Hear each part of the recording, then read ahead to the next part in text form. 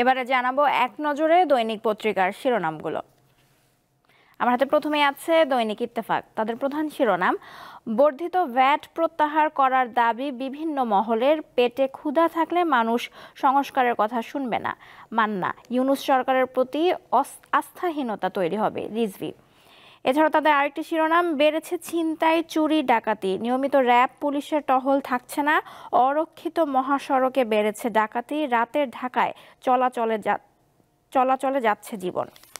এরপর আমার হাতে আছে দৈনিক প্রথম আলো। তাদের প্রধান শিরোনাম, মানুষের পকেট থেকে যাবে 12,000 কোটি টাকা, অনেক পণ্য ও সেবায় আগে থেকে উচ্চ হারে কর রয়েছে, নতুন করে কর বৃদ্ধির কারণে দাম বাড়বে। এছাড়াও তাদের আরেকটি শিরোনাম, দিক পরিবর্তন করেছে দাবানল, নতুন হুমকি, লস অ্যাঞ্জেলেস ইতিহাসের সবচেয়ে বড় ভয়াবহ দাবানল ছড়িয়ে পড়ার পেছনে প্রধান কারণ স্যান্তা অ্যানা নামের ঝড়ো বাতাস। এছাড়াও আমার হাতে আছে দৈনিক কালের কণ্ঠ। তাদের প্রধান শিরোনাম, ভ্যাট ট্যাক্সে দুর্বিষহ জীবন, 67 পণ্য ও সেবায় ভ্যাট শুল্ক বৃদ্ধি। এরপর আমার হাতে আছে দৈনিক সমকাল। তাদের প্রধান শিরোনাম, ঘাটে ঘাটে টাকা দিয়েই কীটনাশক অনুমোদন, দেশে কীটনাশক বাজারে 15,000 কোটি টাকার।